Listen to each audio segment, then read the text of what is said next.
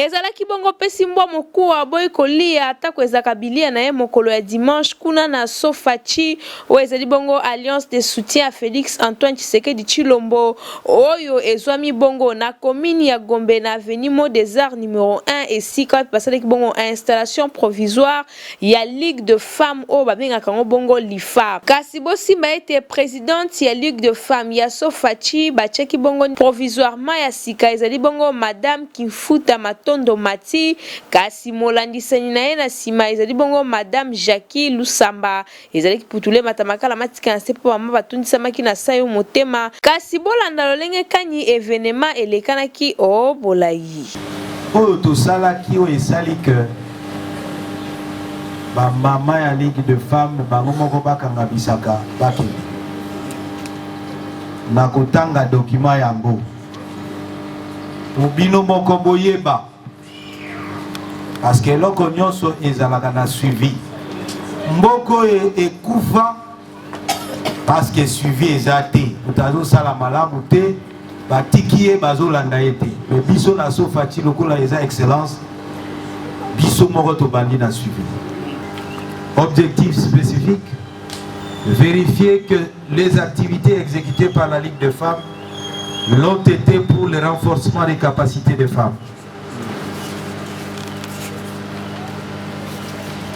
Vérifier les pièces justificatives sur les installations de coordination communale de la Ligue de femmes effectuées ainsi que leur existence. Inspecter les documents d'encaissement et de décaissement de fonds de cotisation hebdomadaires et mensuelles des femmes adhérentes. Inspecter les documents d'encaissement et décaissement de fonds de cotisation hebdomadaires et ponctuelles sur la formation des apprenants en auto-école. Contrôler les pièces justificatives et documents comptables en rapport avec la gestion de fonds. Élaborer les rapports de la mission. Résultat entendu. Les pièces justificatives sur les installations de coordination communale de la Ligue de femmes ainsi que de leur existence sont vérifiés. Les documents d'encaissement et de décaissement de fonds de cotisation hebdomadaires et mensuelles de femmes adhérents sont inspectés.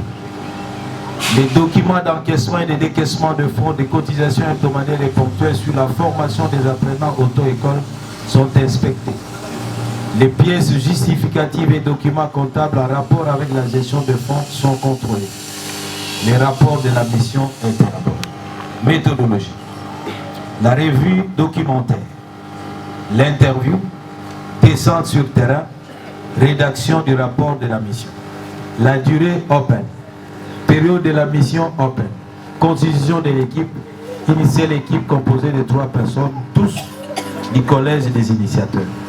Fête à Kinshasa le 26 novembre 2019, le coordonnateur national Jean-Pierre Tshisekedi Mutugweji.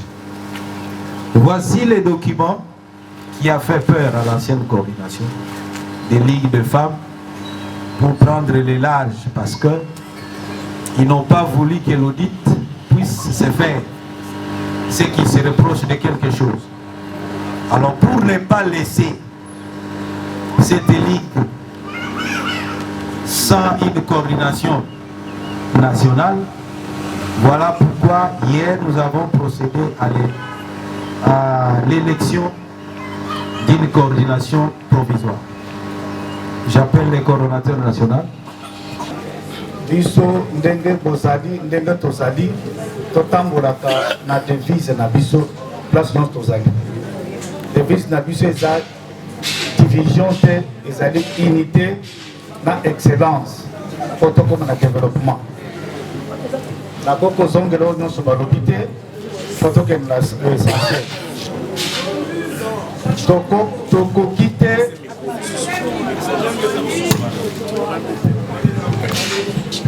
tokokite lelo kotelemisa musala ya Sofachi likolo ya bato. Erreur munene oyo tomonaki est-ce que ndenge bozo tambola boy mutoko kopexo libondeli alors bete kosambela te mais tomoni na réseaux sociaux awa tozali alliance de soutien à Félix Antoine Tshisekedi tozo soutenir na makambo socio humanitaire et puis na mabondeli il faut tobonde la makasi pour mboka na biso oyo monsieur Mobutu Sese Seko apesaki na maboko ya Satan. Boyebi bien que Mobutu alobandi, même s'il faut signer le pacte avec le diable, je vais le signer pour unifier les Zaïre. À celle-là qui est en gros. En 2019, Félix Antoine Tshisekedi, premier chrétien congolais, a vu mboka oyo bapesaki na Satan, a zongi pas nzam a na stade na miso na bino nyonso. Babanda koya kobolela kosala intercession pona mboka na biso pe pona mokonzi mboka nzamba batele ya pese pe mayele. Mais tu comment maman Thérèse a pekisi mabondeli wana. Est-ce que ça ya solo? Est-ce que ça melaka? Est-ce qu'Alingi Félix Antoine Tshisekedi? Est-ce qu'Alingi Congo? Mercredi, ma maman bozala ebele na 12h.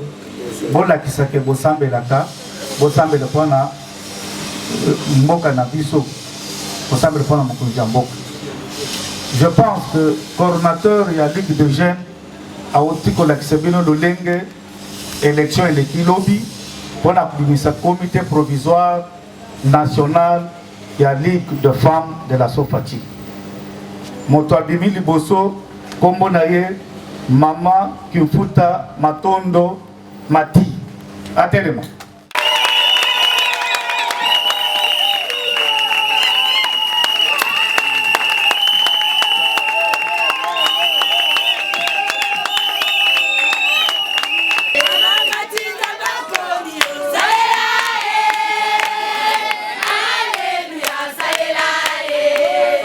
Jackie, atelema.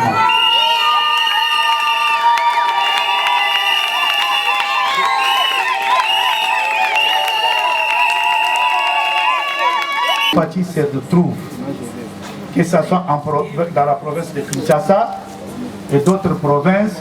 Na Bengio, na douceur, tozana Tirbo, Esu. Tirbo ekozala awa pona kobondela, pe kotika mboka na biso na maboko na Nzambe. Parce que chaque mercredi tozalaka na réunion ya Lifa. Donc mo babondelaka baye na 12h, o babondelaka te baye na 15h. Pour la réunion na biso ya Lifa. Donc 12h pour la mabondeli, 15h to bandi réunion na biso ya Lifa. Tika Nzambe apambola bui. Merci. Obino de Mokola qui donc bino bozala qui te tolinga meto président la biso ya liboso na la bandeko balandinga tozo travailler na bomoko. Moza kosala mokonzi ya mboka soni. Yango tobengani bango tina ya réunion ya lelo oyo moni ba esengo bato basepeli bato batondi pona kolakisa bango ke biso bato nyonso bazali liboke bazali na kati ya excellence bazali sima ya mokonzi ya mboka. Merci monsieur le ministre.